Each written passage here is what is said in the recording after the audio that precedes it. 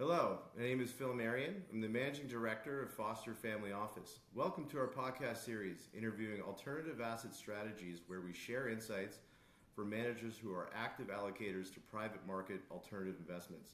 Through this series, we hope to share actionable insights from some of Canada's leading alternative allocators on their experiences participating in non-traditional investment opportunities.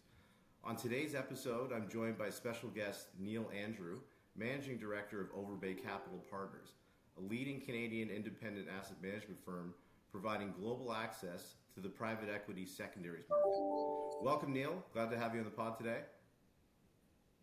Phil, thanks very much for having me. Happy to be here. Great. Let's kick things off. Why don't you tell us a bit about Overbay Capital Partners and dive a little bit into your history and sort of how you ended up at the firm? For sure. Thanks very much, Phil. Well, first off, you did a great job introing Overbay. That's exactly right. We are a secondary firm based in Toronto. We are sourcing transactions globally in diversified private equity. We are sourcing them from a variety of investors, many of which are institutional investors in need of liquidity. And that's what we're after. So globally diversified private equity, buying off of institutions. A little bit on myself. I am a managing director over here at Overbay. I've been an investor for 20 years now. The first half of my career was in public markets, and it's a very different risk reward, of course, and the volatility is something you never really get used to. I was working with hedge funds and long short equity specifically, and even in that space, it can be a bit of a roller coaster. But what I wouldn't mind sharing with that experience is you would wait for that private company to IPO, to suddenly get involved. And you couldn't help but think, hey, that's not fair. These private equity groups have been involved for 5 or 10 years already, and they're now realizing a gain or realizing this great liquidity. So eventually I made my way over to Private Equity Secondaries, and it was really a story of access initially for me, where you had access to these very exciting private companies. And really, it just built from there. Great. So in terms of Overbay's history, can you just tell us a little bit about when you were founded, how long you've been operating? Yeah, we were founded in late 2016. So I guess we are now in our 9th year. We're founded by an individual by the name of Rob McGraw. And what's very interesting about his history is he's been doing private equity secondaries for 20 years. And interestingly, he was actually sourcing for a lot of the secondary firms that you might be familiar with very early on in a market that was only maybe 4 or 5 billion in size. And currently the size of the market is north of 125 billion, for example. So he is one of the early pioneers, if you will, innovators, if you will, in the space. And he has probably done 800 transactions in his life, probably one of the most active secondary professional when it comes to actually getting deals over the line. And he really took that background and set up his own firm to do exactly that, source the best deals that he could find globally, and now we can find globally for our investors. Great. All right, so let's talk a little bit more about what we're talking about secondaries. But for those that don't know many details, can you walk us through how you were different from other private equity offerings? We maybe dive in a bit more to some specific examples of what you're buying and where you're sourcing deals, and some of the differences for traditional private equity funds. Yeah, okay. Well, as it relates to traditional private equity, some of your viewers may be familiar with that, of course. When you make a commitment, you're not really making an investment. You're committing to a manager and their strategy, their plan to invest in private companies, to help them out operationally, to help them out strategically, and ultimately get to the point that you have invested in a portfolio of private companies. But it takes a very long time to get there. And that's the challenge with traditional private equity. You are signing up for 10 or 15 years. It takes a very long time to get actually invested. And it's really, as a result, meant for institutions that have much longer time horizons than individuals, that have the availability of capital year in and year out, generally speaking, also have tremendous resources to properly diligence deals and underlying companies. So when you think of secondaries, you just think of these groups get to skip all those early years, get to skip those difficult years, and get involved when there's already a portfolio in front of them. So they know exactly what they're buying, and they're buying it, generally speaking, at a time that is often referred to as a harvest period. That is when these underlying managers are actively trying to monetize their portfolio, which means these companies are IPOing, which means there's some sort of M&A transaction. And that is the catalyst for cash flow, that cash generation, that exit activity. So really putting it all together, these secondary groups and secondary funds can get involved later in the process when it's more fully formed. And it can be a part of a vehicle that might only be 5 years in duration versus 10 or 15 years in duration. And again, the point about actually generating that cash flow, which is what, of course, many individual investors enjoy. So secondaries have been discussed a lot lately, and there's a lot of funds offering and more offerings coming to the table. Why is the opportunity so strong right now, and how are investors benefiting? For sure. Well, the short answer is over allocation. And by that, I mean institutions, really with the benefit of a hindsight only, over allocated to the asset class. And when you go through a period of macro challenge like we just went through recently, and higher levels of interest rates, and what that meant for exit activity, it was clear that the commitments being made by many of these institutions were being funded by the exits they were expecting to receive from those assets. So when those exits didn't occur, they were really thrown dramatically offside relative to their target allocation, which typically gets decided every year. So there was suddenly pressure to sell, which is not typical for that institutional group.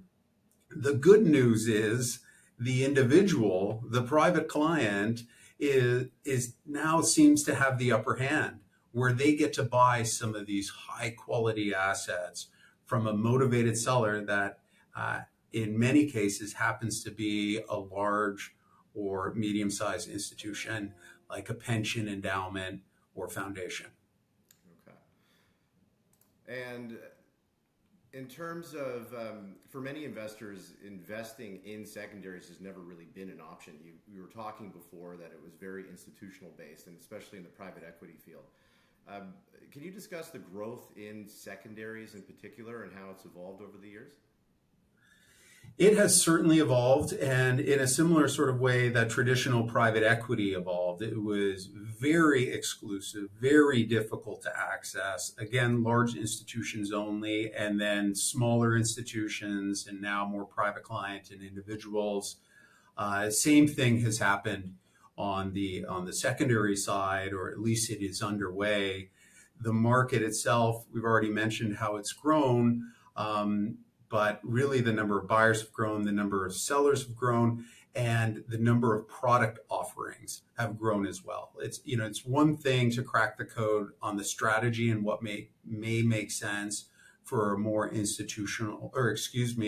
individual type audience, but they've also had to change things structurally for it to make sense. And that has happened. And we've tried to do that as well in the products that we are running, to make them more investor friendly and make them much shorter in duration and make sure they're cash generative. So there are just many more options that exist currently. Now, is that when you talk about the options, it's really buying a basket or a fund of private equity opportunities, whether it's in the venture stage or you mentioned later stage, but is there a focus on the buyout side? Is there a focus on a particular private equity strategy? Or do you make sure you're diversified? This is kind of leading into the risk management on your end. Yes, of course. That is of paramount importance, of course. Various secondary groups have their own priorities, of course, and how they choose to focus on the underlying asset class.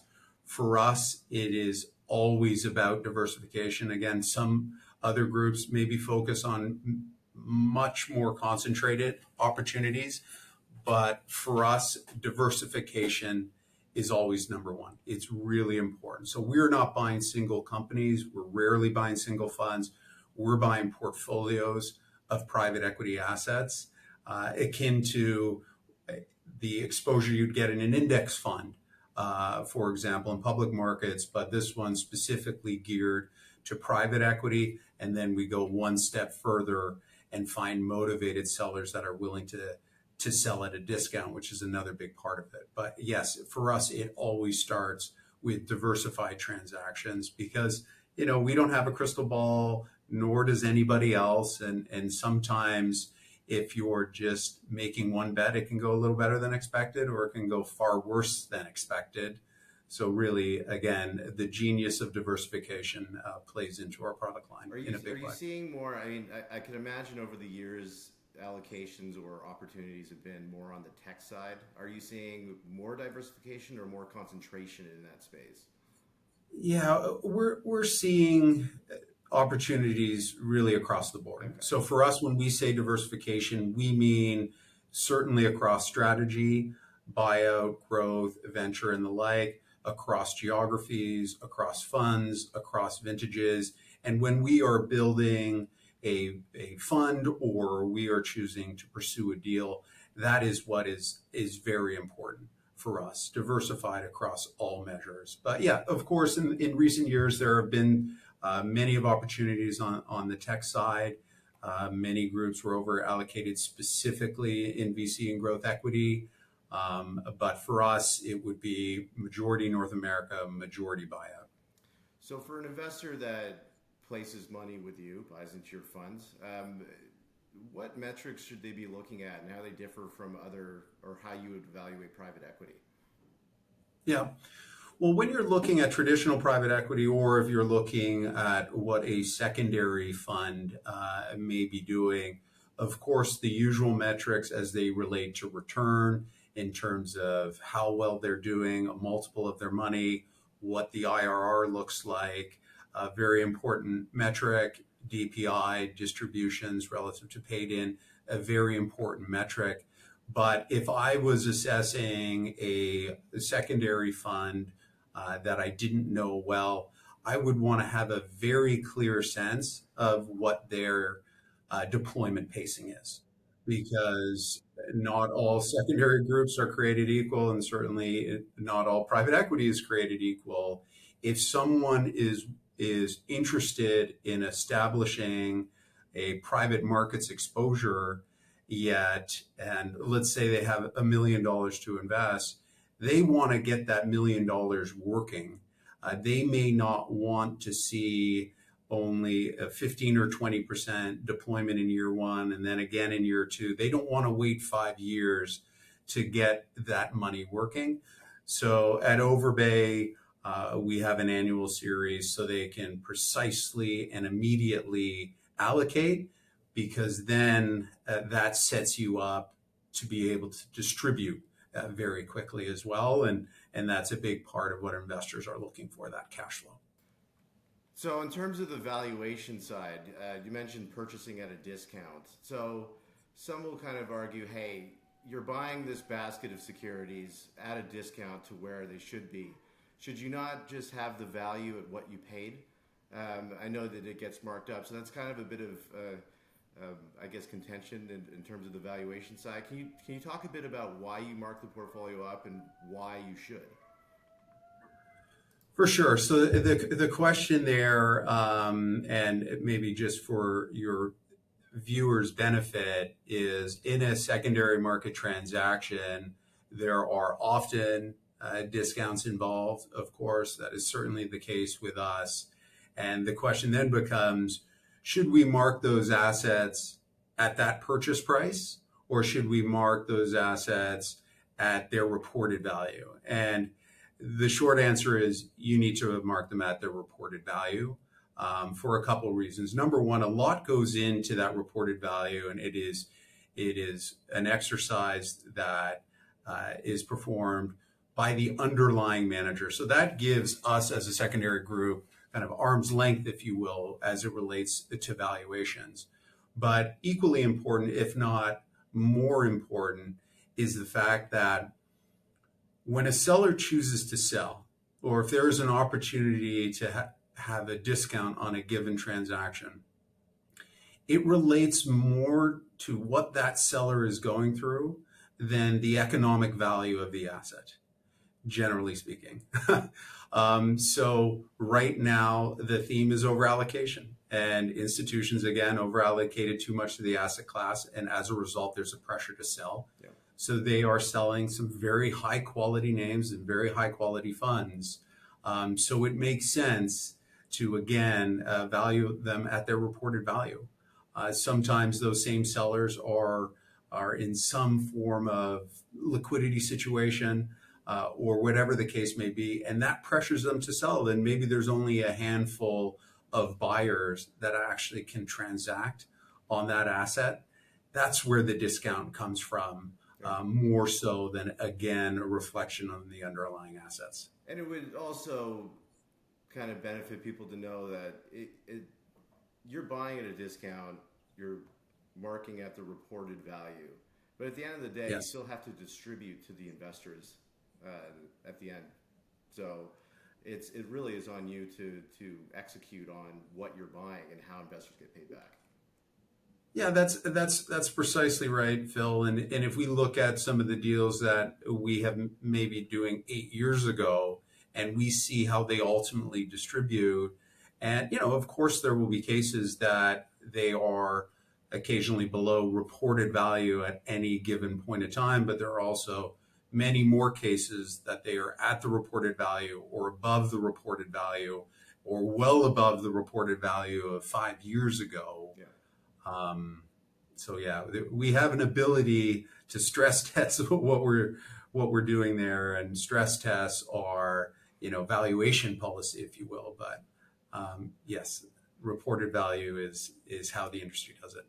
Well, staying on a similar theme, I'm interested to understand how your approach to investing in secondaries has evolved over time. Are there key lessons you've learned? Has there been major thematic changes, or has it really been a consistent strategy that you execute over time based on your firm size and how you evaluate opportunities?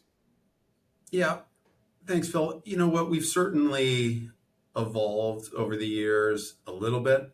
We're always trying to get better. We're always trying to grow in the way we think about transactions and how we approach transactions. But there has been a consistency throughout.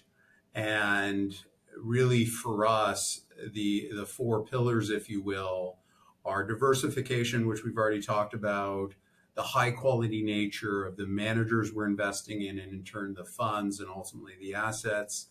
Duration is another key criteria. We are looking for deals that give us our capital back within a 3 or 4 year time frame. And again, finally, looking for those motivated sellers and the ability to get a discount. So all four of those dimensions, if you will, have remained consistent throughout.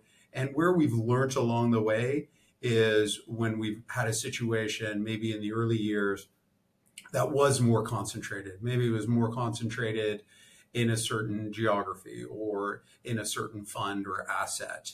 And if it didn't go entirely as planned, it was for that reason. Hence why we really don't step away from our target characteristics anymore in the deals that we are pursuing, just knowing how important they are. Well, in terms of growth in the industry, I'm assuming that competition has increased. What has that done to your process for buying? Like how you're sourcing deals? Are you finding things more competitive? What's that market like? Is there competition? Is there plenty of competition in the secondary market? There most certainly is. It tends to be at the high end, meaning on the larger side of the market. There are some very large funds out there with 10 billion, 20 billion type sized funds. And those are very competitive transactions. They tend to be pretty concentrated, sometimes very concentrated. And often in those situations, those groups are competing on price and price alone. Yeah. And as a result, there's an element of financial engineering for it to make sense. We stay away from all of that. We focus on the side of the market that is much smaller, much less competitive, much less efficiently priced. So we are targeting smaller fund portfolios. We may be targeting fund-to-fund LP stakes. And what that allows is us to, in effect, exploit that inefficiency in pricing and compete on something other than just pricing. So that is our approach to it. It reminds me of the Charlie Munger quote that I, of course, will butcher, but just this idea, are you going to try and convince me you're the best fisherman on this very busy lake, or are you going to try to convince me you have your own fishing hole or your own lake that you're fishing on with ample fish? And that's really what we try to do and what we've been successful at doing. The point about sourcing, unless you have a quick follow-up, I definitely want to address that question. No, go. Yeah, keep going. Yeah, we are, as we understand it, the only secondary group that is founded by intermediaries. And I've already shared a bit more on Rob's background, of course. But the reason that is important is in this business, sourcing really needs to be in your DNA, and it certainly is in ours. You need a very consistent and proactive sourcing engine, if you will. That is how you build your sourcing funnel. And that is what allows you to ultimately be selective. We will see over 1,000 deals cross our desk in any given year. It's probably actually much more than that. We will only end up executing on, call it 1.5% of them. So you take 1,000 plus deals and maybe we get 10 or 12 of them over the line. Again, it allows us to be very selective with what we are working on. And that's quite frankly a really important part of this business. Fantastic. All right, I'm going to wrap it up. I just have one more quick question. It's just in regards to allocating for myself and other investment advisors. I've viewed secondaries as a opportunity to diversify your private equity holdings. Would you agree with that statement? Is that how it should fit in a private equity portfolio, is to complement the space? Or are you seeing a lot more people go standalone only into secondaries? We see both, to be honest. I think it complements an existing portfolio of traditional private equity exceptionally well, particularly in the environment we just went through, a slower exit environment, as we've already discussed. It allows you to get that cash flow that you may not be getting from the rest of the portfolio. So I would say that is very important. But it also allows you to kickstart exposure to private markets if you have very little or none at all. And if you were to try to do that in traditional private equity, again, it takes much longer, and you may not get the access that you really want to certain funds because it ends up being a very exclusive club. Whereas on the secondary side, you have the ability to kickstart that exposure with something that's very diversified, very high quality, and immediately cash generative, which will turn into that investor experience that you may be looking for. Okay. Actually, one last question. What do you, we actually never discussed this, but what are you targeting on the return side? Is it the same for each year? Because each year you're doing a new fund, you're bringing in new opportunities. What are you trying to achieve from a return perspective for clients? I feel like this is what you need to put up the disclaimer page Of in your course, it will presentation. be. But I will say, and this is consistent with all of our marketing presentations, we are targeting north of a 15% IRR, Yeah. and we have certainly done well in excess of that historically. But we're targeting exactly that, and quite frankly, it's a different sort of environment than it was 5, 10 years ago. But the important part of our strategy and our approach is, again, the focus on getting this diversified, high quality private equity at discounts, because those discounts really end up being a big part of the return that you ultimately achieve. Got it. Okay. Well, that's it for now. Neil, thank you very much. That was very informative and engaging, and thank you for joining. Phil, it was absolutely my pleasure. Hopefully it was helpful, and happy to do it again anytime.